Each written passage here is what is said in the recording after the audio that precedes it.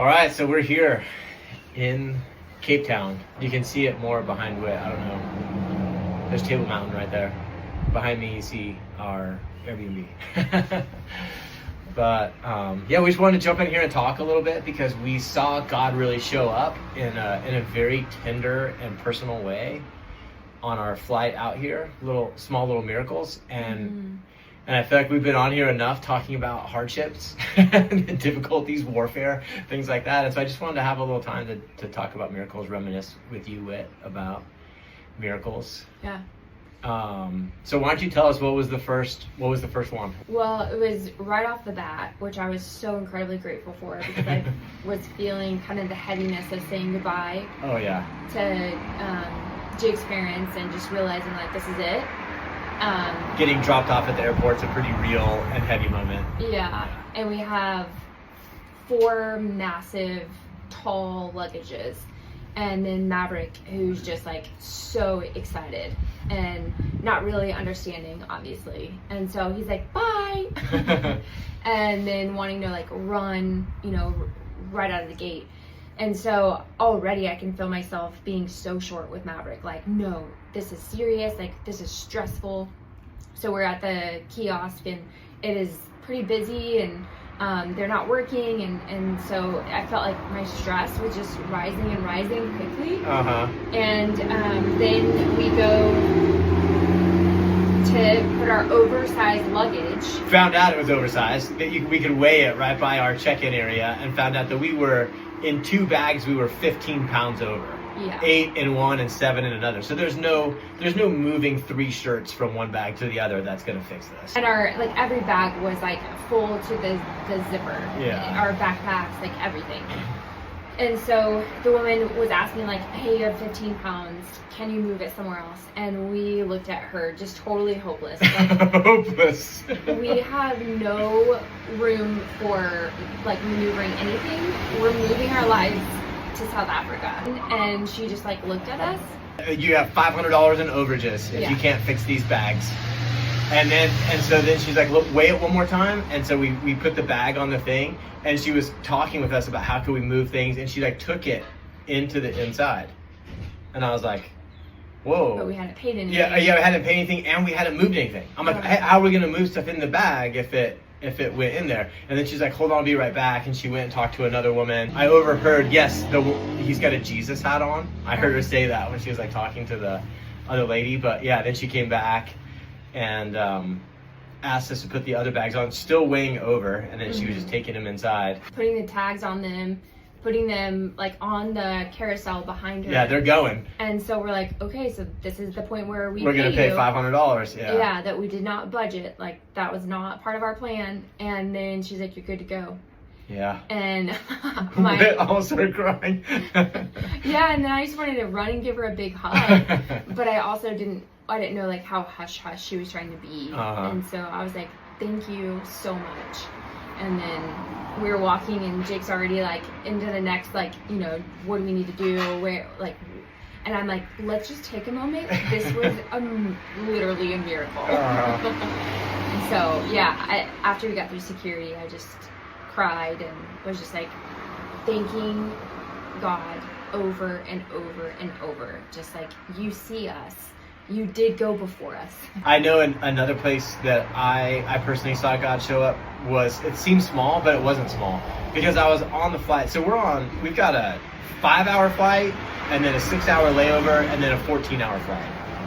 And so I'm really thinking about like, okay, this is a big life transition. This isn't just like a flight to vacation, like not like a long time on the plane. This is the 25 to 30 hours that's gonna separate like one life from another life.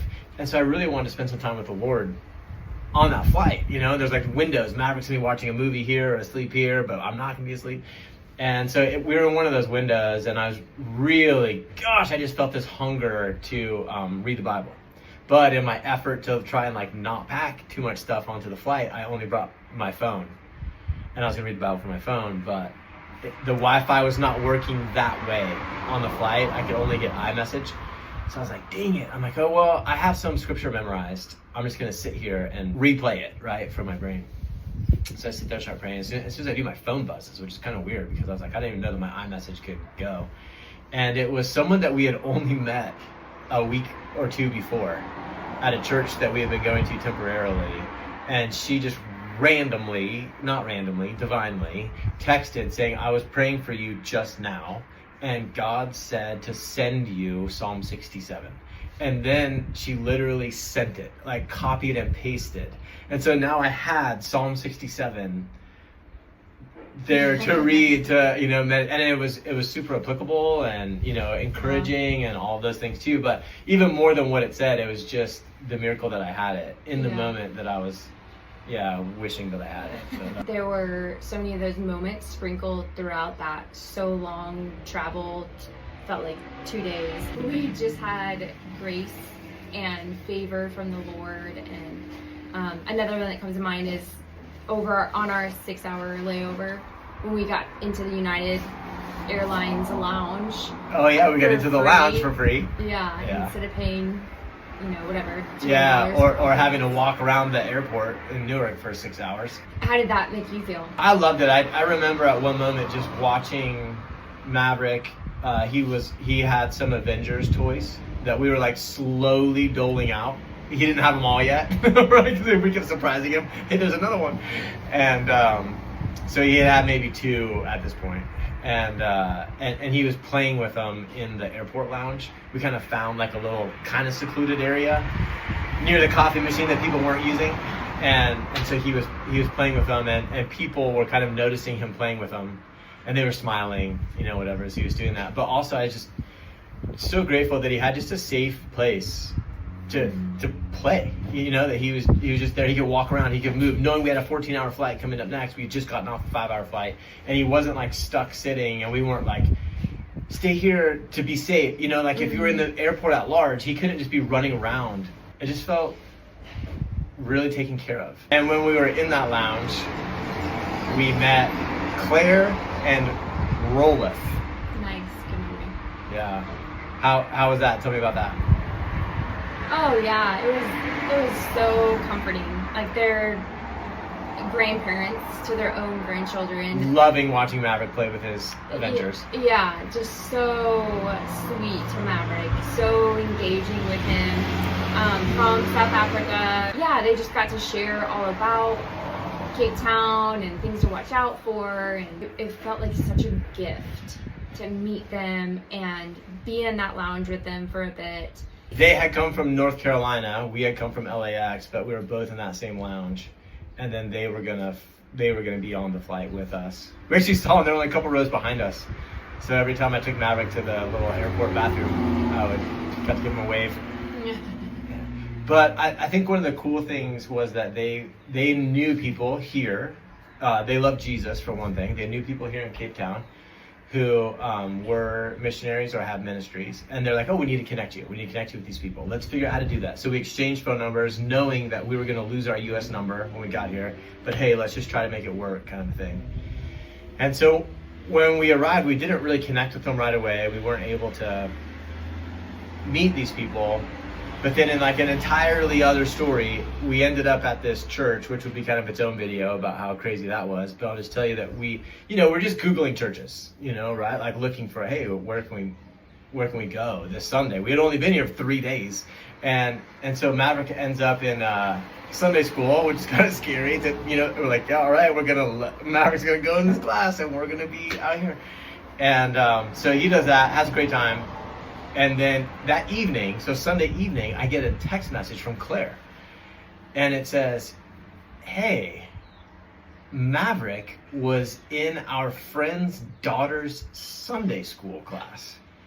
And I was like, what? I'm like, what? How is this? And what happened was they met up with their friends, their missionary friends, Sunday night. And they're just having dinner, right? Connecting. They haven't seen each other forever, and they're just connecting.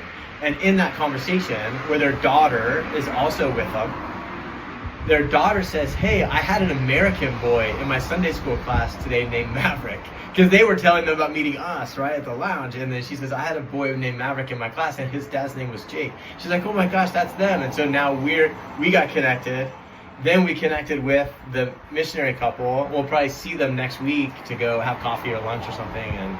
Yeah, but that was pretty wild. Yeah, Like, so I wish there was divine. somebody to explain. Like, we were gonna go to a different church Yeah. 1 hour before we just switched and went to that church. Like, it was really, Super divine. it felt like we were almost trying to mess up the plan, and God was like, "No, go here, put your son in there. I'm gonna make this happen." Yeah. So that was a pretty amazing one. Also, and it's a pretty unique experience to be in a place where you feel so without an anchor point or foundation, and then to meet friends. Yeah. You know, that's something I feel like a God finding a way kind of a thing, because I don't think humanly we acknowledge that there's even a way for that to happen. Yeah. Yeah, do you want his fist off or you want it all? I want these There you go. now he has the fingernail. In our experience, when you say yes to the Lord and he's asking you to let go of comfort and family and security, familiarity, your land, and go somewhere new, or or it could just be like leaving one job to another, or moving to another state. It doesn't even have to be that big, but that when God invites us into these adventurous things, he delights in going before us. Not only is it a promise, but it's like you just feel the Father's delight in his heart, being so proud of his kids, and I really experienced that for the first time in a new level, and I personally feel super encouraged that I want to tell my brothers and sisters in Christ it is the best way to live, and when you let go and know that he's faithful and that he's good, then all of a sudden your life becomes wildly fun, adventurous, but you're also getting to do it with a Father who you get to experience more of his heart. I think that's really been kind of in a nutshell what we've got to experience.